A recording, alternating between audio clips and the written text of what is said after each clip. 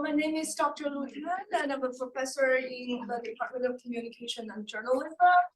And so today I'm going to introduce to you our speaker, Dr. Kaiping Chen. She is assistant professor in computational communication in the Department of Life Science Communication at the University of Wisconsin-Madison, and she's also an affiliate with their Data Science Institute and then their Department of Political Science. Dr. Chen got her PhD from Stanford University.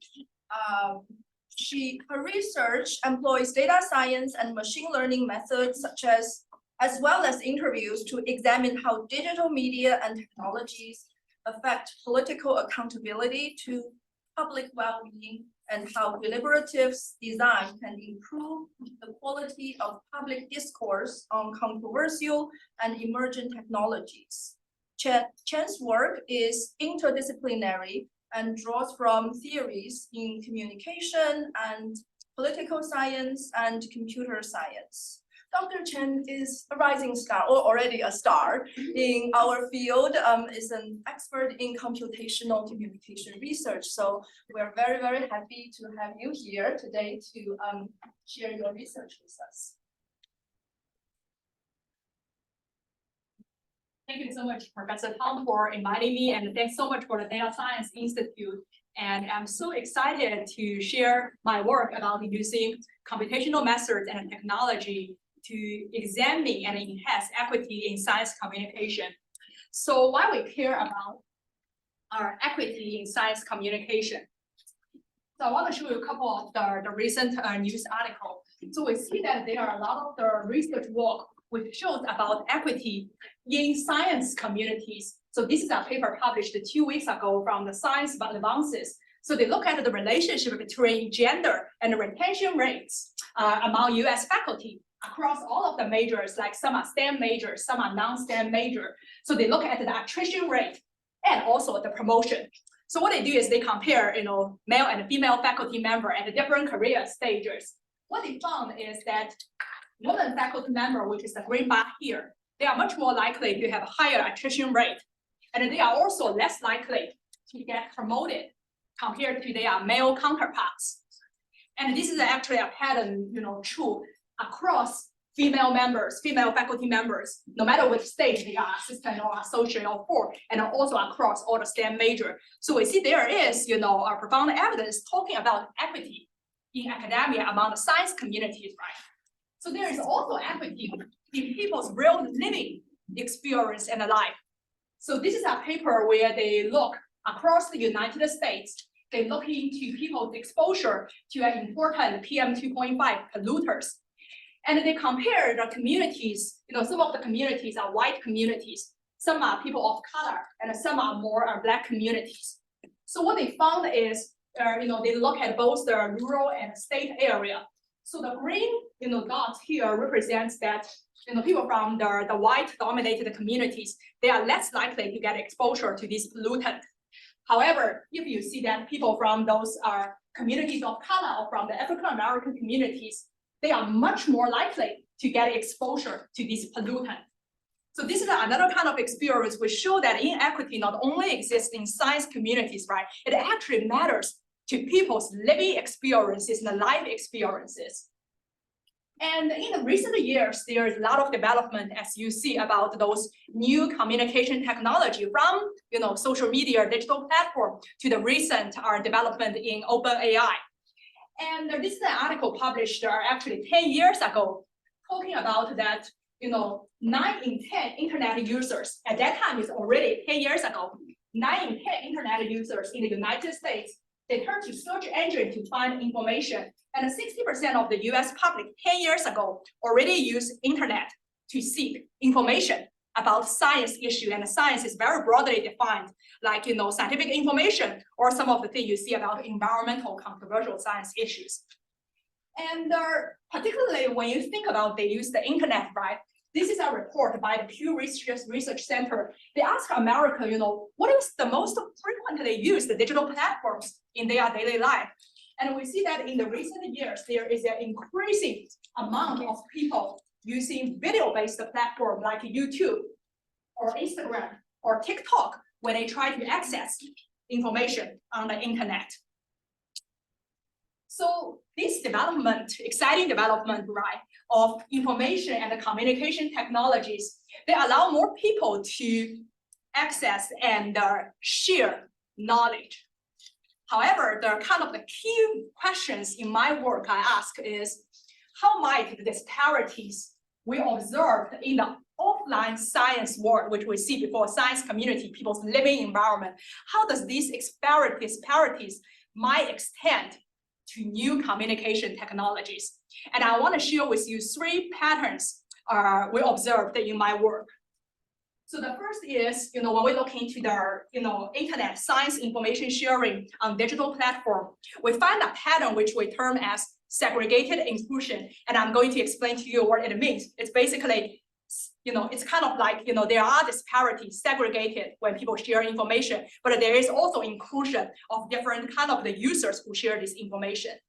And then the second kind of the pattern I want to share is the use of gendered languages and images in science videos on digital platform. So think about how the science video portray male versus female scientists or just ordinary people. So what are some of the gendered patterns in this, when they describe these different genders in the picture and as well as in the video captions? And the third one, I want to help us to think about equity beyond the traditionally studied gender, race, and ethnicity.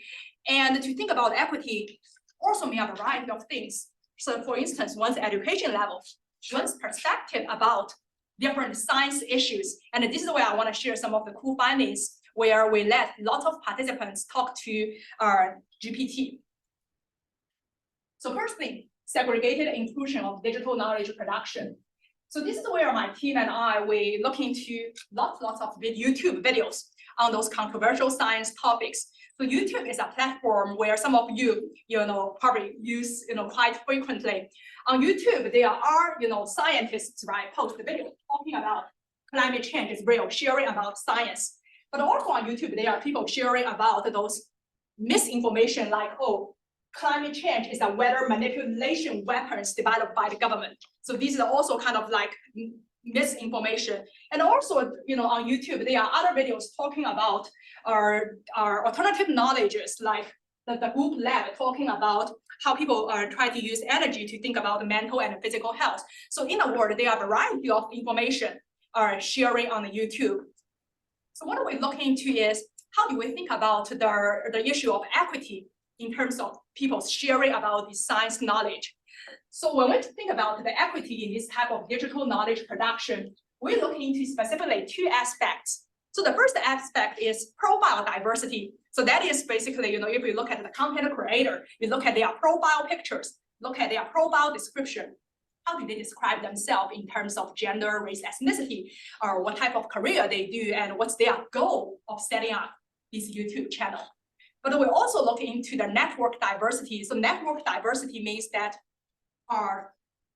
who do they usually cite in their YouTube video?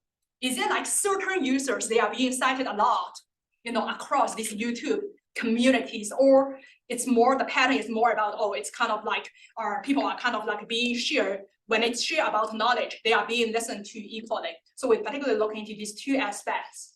So what we did is we used the YouTube API to collect, particularly those highly viewed YouTube videos from politicized science topics, from issues such as climate change, vaccination, human genome editing. So this is where we use random sampling to collect videos from 2015 to 2019. So these are all our parent videos. And then because we really want to kind of like crawl into the network, right, in terms of, oh, how do YouTubers cite each other in their videos? So for instance, this is one example of a YouTube description. And what you can see that when these content creators put up their video, they also talk about, oh, if you want to learn more information, you can go to this YouTuber, this YouTuber, this YouTuber to look for more information. So every video almost have this type of information of, oh, let's go to other YouTuber. So then what we did is after the first step, we collect those parent videos, 3,000. Then we crawl into all of those videos 10 times to dive deeper into the communities of this knowledge sharing. So this allows us to collect, tens, thousands more videos along this topic. So the first picture I want to show you, is the patterns of how different YouTubers, at least in our data set, how does the YouTubers cited each other. So this is a network graph where it shows each node represent a content creator, a YouTuber in our data set. So there are a total of 3,000 unique content creator YouTuber. And then the edge here represents that, how much they cite the other YouTuber, like what we see in the video description, right? They cite other people. And what we find here that the bigger the dots means that those are the people who are being cited a lot. So for instance, this what we call the 77 people are the core content creator who are just being cited a lot by others. So they are cited very frequently, while majority of the users, when they post a video, people don't even cite their videos in their YouTube. So this is what we mean by the pattern of segregation of knowledge production. And we also found that those people in the center, if you look at who they cite in their YouTube video, they also cite among themselves instead of the others. And then what we next do is we dive deeper into, who are those middle people who are quite, influential in this network. So this is where we look into their profile. So many of the YouTuber users, they put their profile descriptions, right? And they also put a picture of how they want their profile photo to look like. So I want to share two of the things we look into.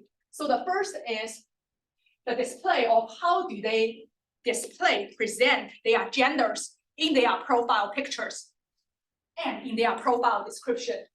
So what we see that there is a strong family presence. So what do we mean by that? That we see that 50% of the YouTubers, they use female specific names when they describe themselves in the profile video. And the next several columns like self-touch, asymmetrical posture with jaw gaze, these are all the variety of gestures where scholars like Goffman, when they study identity performance, they use these gender variables to think about these are more feminine gestures. Like you use asymmetric posture or you withdraw your gaze. So we see that there's a strong family presence actually among these core influential producers. And if we further look into the channel type, how they describe themselves. So for instance, we see that a larger proportion of those core influential YouTubers, they are actually individual, ordinary citizens. Of course, there is also a small group of people who are mainstream media like the PBS. And when we look into how they describe, the focus of their video, actually, majority of them say that science is not their focus. Why they post this YouTube, that their channel purpose is more about I want to share music, I want to share family, I want to share family issues, I want to share video games with you all. So this is where we see that there is indeed a hybridity in terms of the content creators, who they are, and the channel's focus. So this is what we mean by segregation and inclusion. They actually coexist in the digital knowledge production. And then we further look into, thinking about, okay, now we see that there is some of the gender patterns there, right? So how do people, when they post these science videos, right? How do they talk about, how do they, refer to different genders in both pictures and languages? So what do I mean by that? To give you a couple examples. So this is a YouTube video, right? Talking about climate change. And in the video description, we see that sometimes the YouTuber, they will use things, say, she traveled to America. They use, female related cues like she, her, hers, or some other relational words that refer to females. This is another video talking about climate. And in the video description, we see that they use male-related words like his, him, and also sometimes they talk about husband or paternal or other kind of male-related words. And this is a TikTok video where same thing, many of the times the content creator, they will, in their video caption or video description, they will use female-related or male-related cues like mom. So then what we're gonna talk about is these people all share those science or misinformation video, right?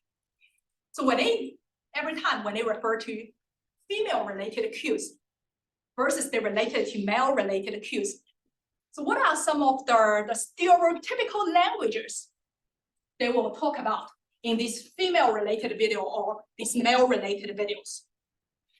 So to do this, what we did is, again, we collect the two platforms. One is the YouTube platform. We again collect our controversial science issues like videos talking about climate change and vaccination. And some of the videos are actually anti-vaccination. For the TikTok video, we use Junkipedia, which is our bottom-up, user-identified, flagged TikTok videos about misinformation.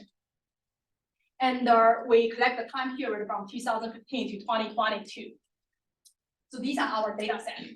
So then the next question you're gonna ask is, oh, so Kaiping, how do you identify gender patterns, right? So we have 3 steps. So before we study, gender stereotype in those video caption or in the video thumbnails, we first need to filter what are all those videos that use female cues and what are those videos that use male-related cues. So this is where we use a dictionary approach, where we developed the 2 major dictionary. One is called female cue lexicon, and the other is the male cue lexicon. So this you can think is a bunch of words which consist of pronouns plus female-related relational words. So for instance, anything you can think about mom, sister, aunt, grandma, or maternal, anything kind of female-related words are all in our female cue lexicon. And the same for the male. So this allows us to divide the videos into, these are the videos that mention female cue only. And these are the videos that mention male cue only, right? We have 2 groups. So now the next thing we can do is, let's compare, in those 2 types of videos, right? How do people talk about gender when they mention this science issue? And how do they portray gender in these video thumbnails? So how do we look into the gender stereotypes in video caption?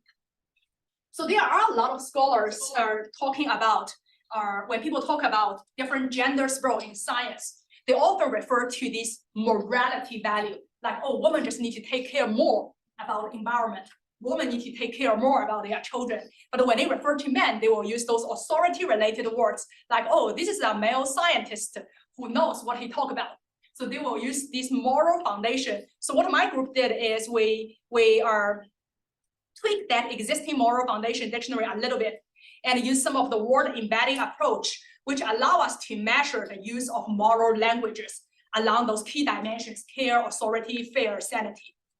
And then this is about morality, right? But a gender stereotype can mean more than morality. So this is where we also use structured topic model, which allow us to see, oh, what are some of the common themes appear in those male cued videos and what are some in those female cued videos?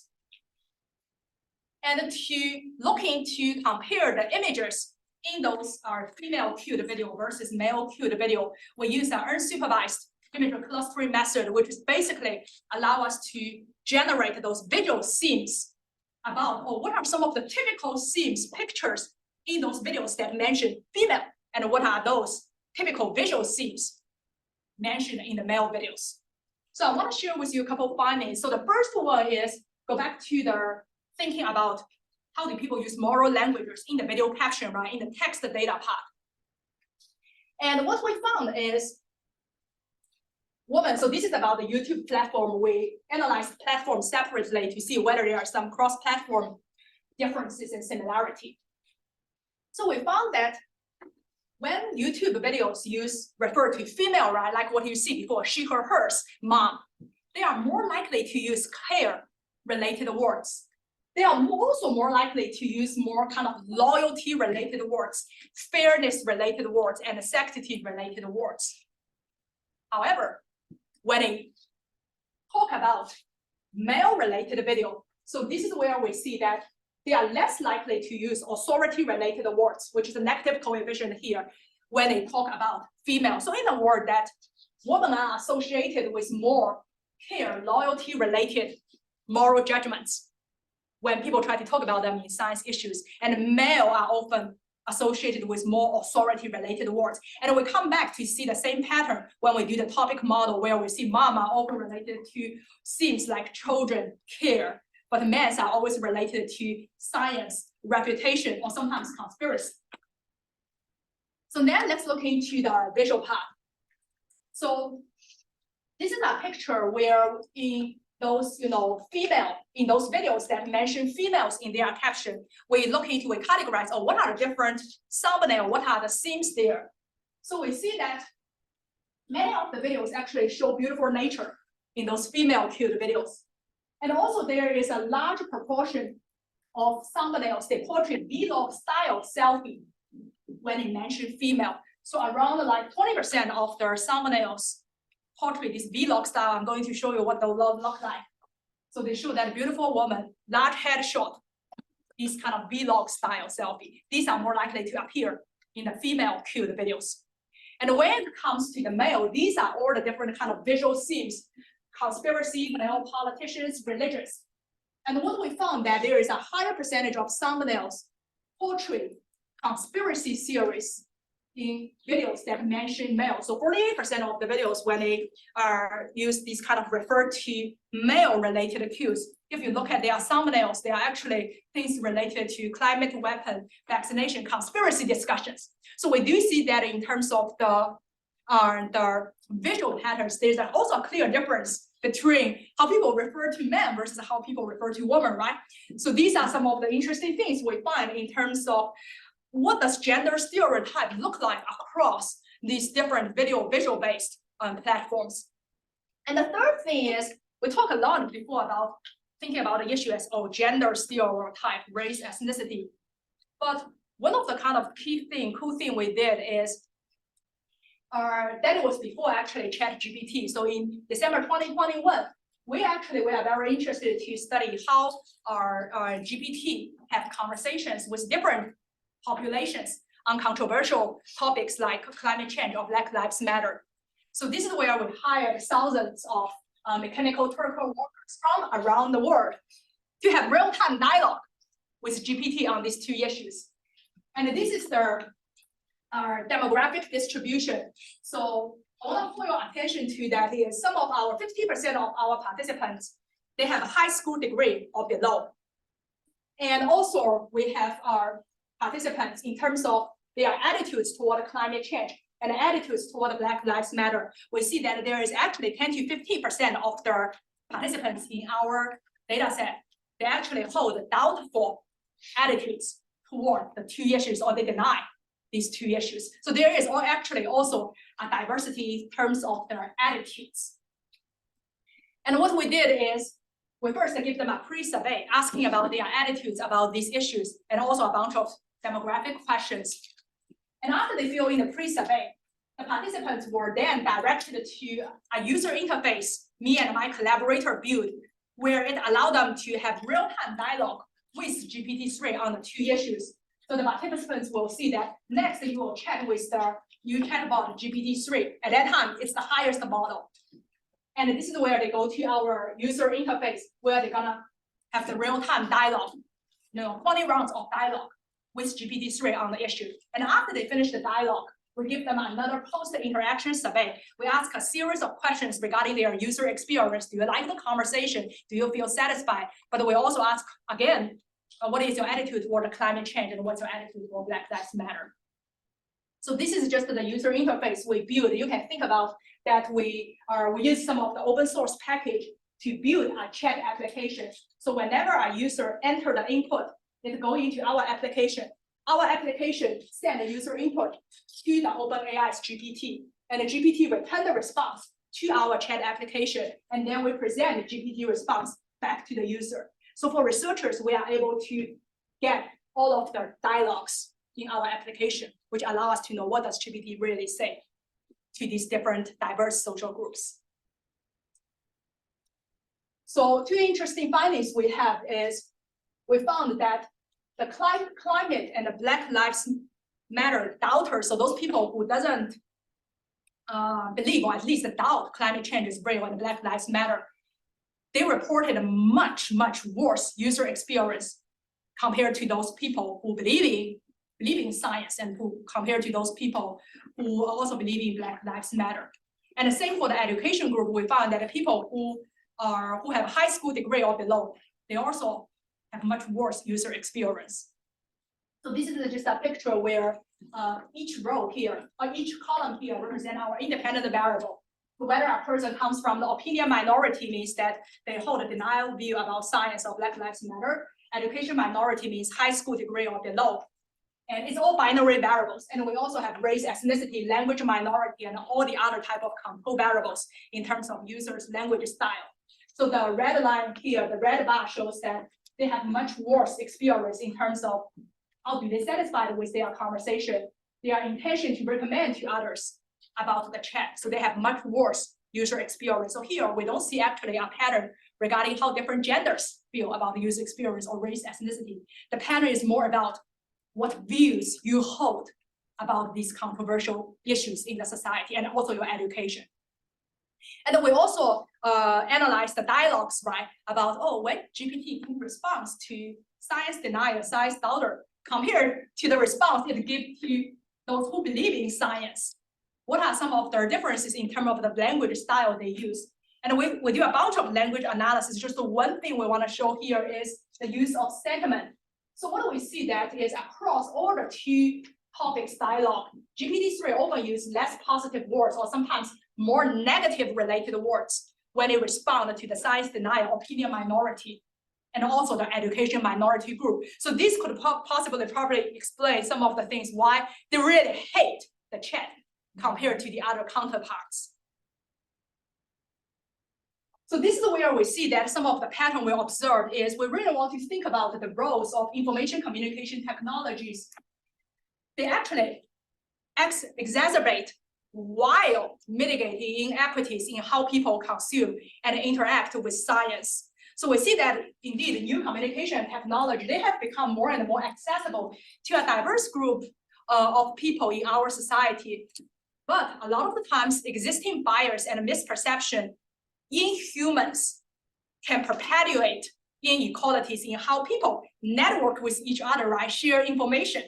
And it also is about how people create content to talk about different genders in science information and also bring some of the downstream effects on people's user experiences with digital science information.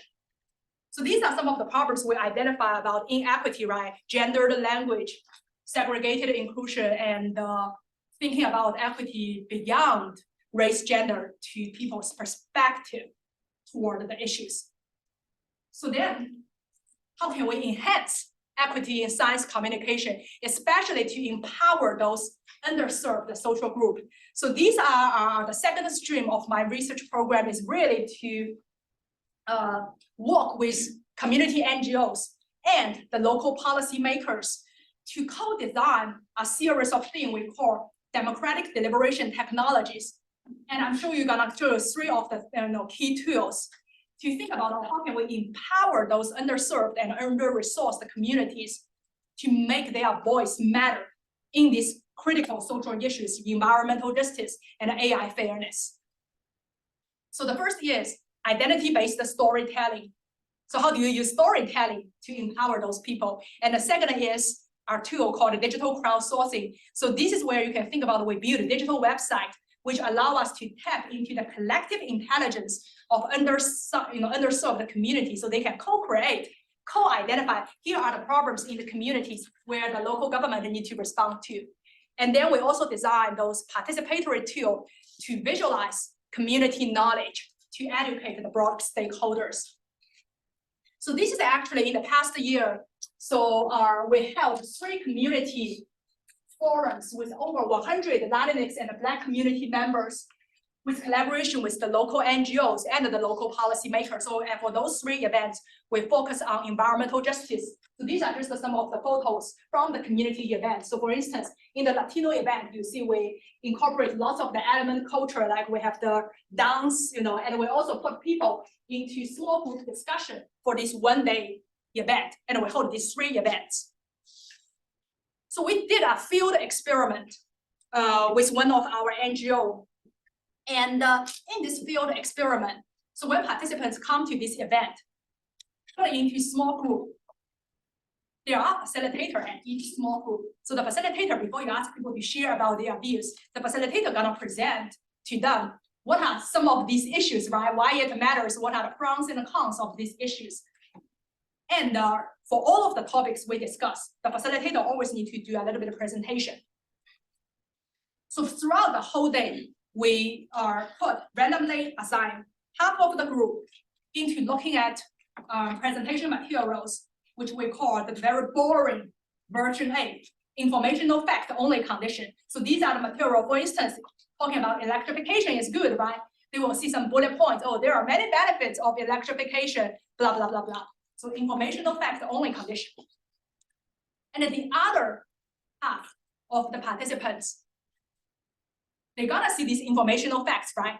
But they see a couple more slides where they hear a story from the Latino community, so from their communities regarding, oh, how in a kind of like another Latino neighborhood, this is how the Latino homeowners use energy and money. So this is where we tell a story from that communities. So this is what we mean by the version B. And for all of the issues, we do this kind of storytelling. I just want to share with you some of the findings here is we ask people, before they come to the event and after the event, we ask their sense of empowerment. By empowerment, we mean that, how much they become more informed about climate change issues in their communities, and how much outcome-based empowerment is more about how much you feel the confidence and agency to address the problem in your communities. And the independent variable here is we control for a variety of things, but we have the experimental condition here is identity-based storytelling. And the baseline group is those very a bit boring informational fact only condition.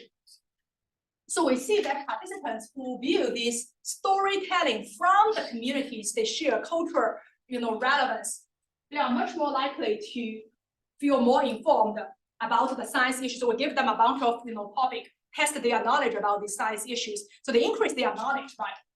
And we also found that not only they increase knowledge, they actually feel more confident, feel more agencies to participate in neighborhood environmental issues when they are exposed to storytelling. So this is kind of one strategy called deliberation we use, is the power of use storytelling to empower those groups. And we are also tracking their empowerment longitudinally. So then these are community events, they are super cool, right, in person, but they are often very costly to hold. So this is where a lot of, my collaborator from School of Information Computer Science. So we are doing a lot of things called digital crowdsourcing. So digital crowdsourcing, actually, it's open governance practices, which has been studied a lot.